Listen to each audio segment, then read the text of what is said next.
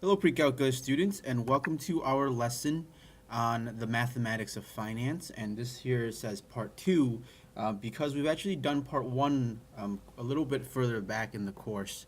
And this is really just a little bit of review, and then we're going to go on to some more challenging concepts. So first, this idea of annual percentage rate is the rate of increase each year expressed as a percent, also sometimes represented by the variable r. And this is just another way of saying the interest rate. So you'll see this a lot whenever you have a credit card or when you go to buy a home and you need a loan for it, or you need to borrow money, or if you invest your money. Okay, this is just the interest rate, how much the amount of money invested is growing. Whether that amount of money is a loan that you're borrowing, in other words, that's how much you are going to owe. Um, and the interest rate would be how much more you're going to owe every single year, or whether you're investing money, in which case the interest rate gives you how much money you're making.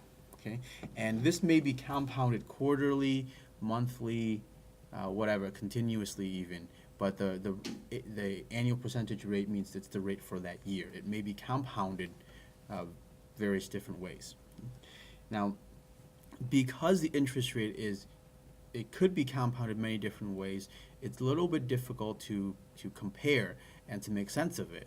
So in the world of finance, banks have developed something that's called the annual percentage yield. And it says here, for a financial instrument compounded quarterly, monthly, or continuously, what would be the equivalent rate if it was compounded annually? In other words, say you had something that was compounded quarterly at 8%, how much money would there, how much would you earn in 1 year, okay, if it was just compounded annually? All right, so let's again, these two terms are very important because they're used very often, and we need to be able to internalize them, both for the purpose of a math class and also for the purpose of just life, because these terms, again, your chances are you're going to borrow money at some point in your life, or you're going to invest money, and these terms are going to be highly significant and important. So we need to understand what this means. So let's look at an example. Jill invests $25,000 at an APR of 8% compounded quarterly. How much will she have in 1 year? What is the APY of her investment? So let me solve this out on here. So she starts out with a compound, or a principal of $25,000. So the initial value, okay, is $25,000. The rate, or the APR, is 8%, and this is compounded, says quarterly, so that's 4 times each year. Okay. And the amount of time that she's invested in, the time here is 1 year. Okay. So this problem shouldn't be too difficult to calculate.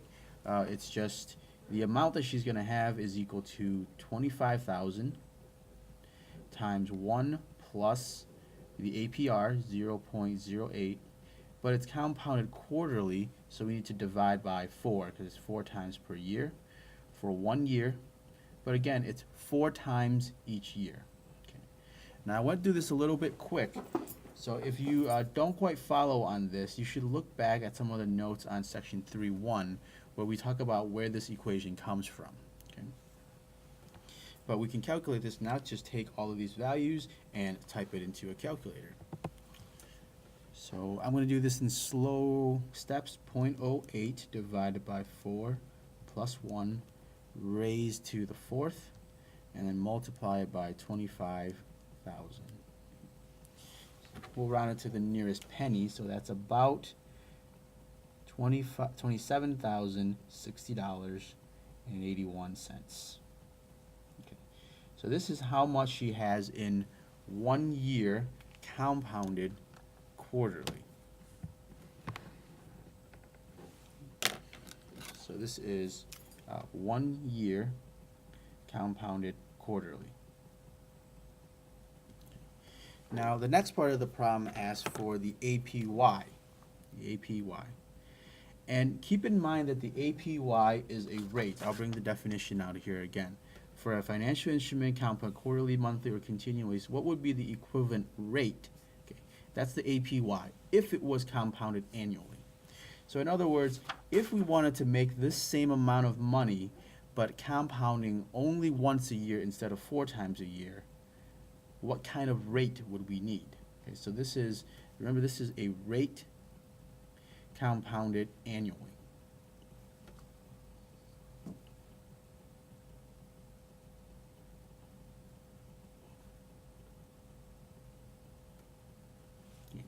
Okay. Well, this shouldn't be too difficult to solve either. The amount that we have should be 25,000 times 1 plus 0.08. It's compounded once per year, so we just divide by 1 here, and again, it's calculated only once each year. I'm sorry, not 0.08, by plus some rate. Okay, sorry, plus some rate.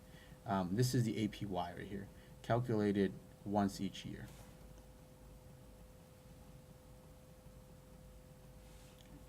Well, the amount that we're aiming for here is 27,060.81 equals 25,000 plus 1 times 1 plus r. And now we can calculate this.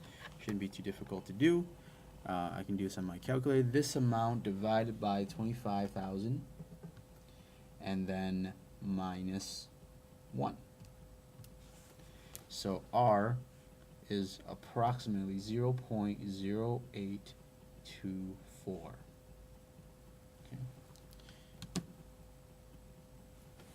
So the APY, again, is a rate. It's this amount, or we can also say that it's 8.24%. So looking at the big picture of this problem, this is really saying if you have 8% compounded quarterly, that's going to give you the exact same result as 8.24% compounded yearly. And so what this allows us to do is if you have a bunch of different compounding scenarios, quarterly, monthly, yearly, continuously, and you wanted to compare them, which one is better, because if all the rates are different, it may kind of be hard to figure it out. Well, you figure out what's the APY, and then you can compare all of those, and it's much easier for you to determine which deal is better. Okay, so this problem is not really introducing a whole lot of new math here. In fact, it should be no new math for those of you who have been in pre-calculus the whole year, and even in Algebra 2. But this is really just introducing some vocabulary.